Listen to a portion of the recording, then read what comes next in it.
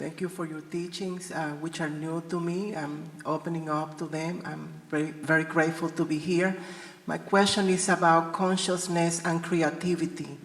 I have been trained as an artist, and I have been working with or under the premise of art and everyday life. I've been working with the concept of operating within the intersection of art and the day-to-day, but with everything that I have been hearing here and learning from you and everyone in this space, I would like to know more about creativity and consciousness. How do I don't want to say how do I access that current, because I don't know if I should even call consciousness a current, but how those two things come together within this idea of non-duality. How do I operate as an artist, which is also, I understand, as an identity that I'm trying to dismiss, although I have been trained as an artist, but I'm more interested in this idea of creativity in connection to this bigger thing that's called consciousness.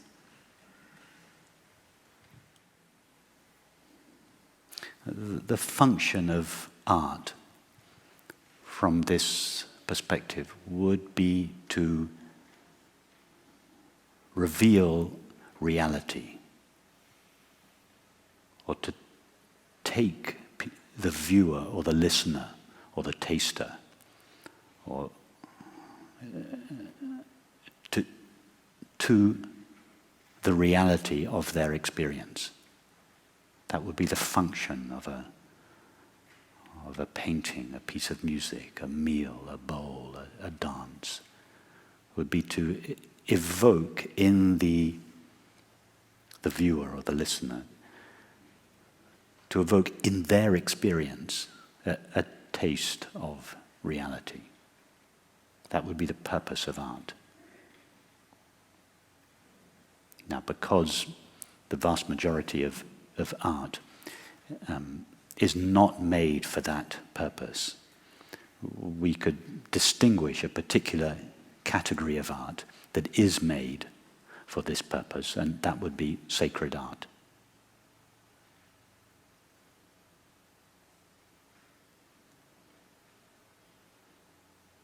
And all the really great artists were sacred artists. They were artists that through their own medium pointed to something beyond personal psychology, something that is eternally true, something that is real.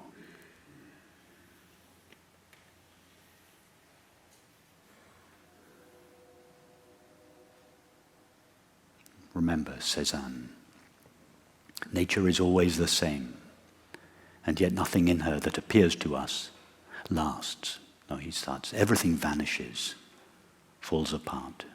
He's standing in front of Mont Saint-Bétoine, one of the oldest, most concrete material structures in the universe, this vast granite mountain. Everything vanishes, he says, falls apart, doesn't it? Nature is always the same, and yet nothing in her that appears to us lasts. Our art must render the thrill of her permanence, along with her elements, the appearance of all her changes. It must give us the taste of nature's eternity. That's what Cézanne was trying to do. He wasn't trying to paint an object. He was trying to take the viewer to the experience of perceiving. It was like self-inquiry in painting. That's why you don't find any diagonal lines, lines of perspective in Cézanne's painting, because he wasn't trying to take you to an object in space. He was trying to draw the viewer's attention to the experience of perceiving, and then further back from perceiving to pure consciousness or pure knowing. That's what he means by our art must give us the taste of nature's eternity, to give us a taste of that which is real in our experience.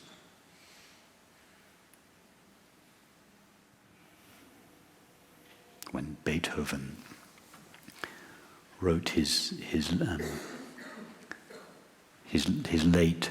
some of the last pieces of music he wrote, the late string quartets, when he was completely deaf, he never heard them. He said of one of the string quartets, he said, I wrote this piece of music as a thanksgiving to God for my life.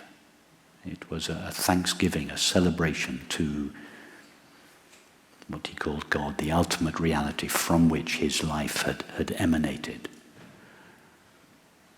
So there are many, many other examples of the great artists who are not trying to express elements of their own personal psychology, but have gone through the layers of their own personal psychology, even their own personal unconscious, but have gone through that and are tapping into the collective unconscious and are drawing symbols out of the collective unconscious that they then share with humanity, but even going deeper than the collective unconsciousness, going all the way through to the very source of all experience, consciousness itself, and somehow making that available, albeit through making a form, a painting or a sound or a taste or a dance, or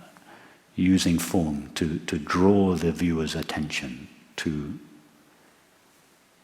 their own reality, the reality of their experience. That's the purpose of art.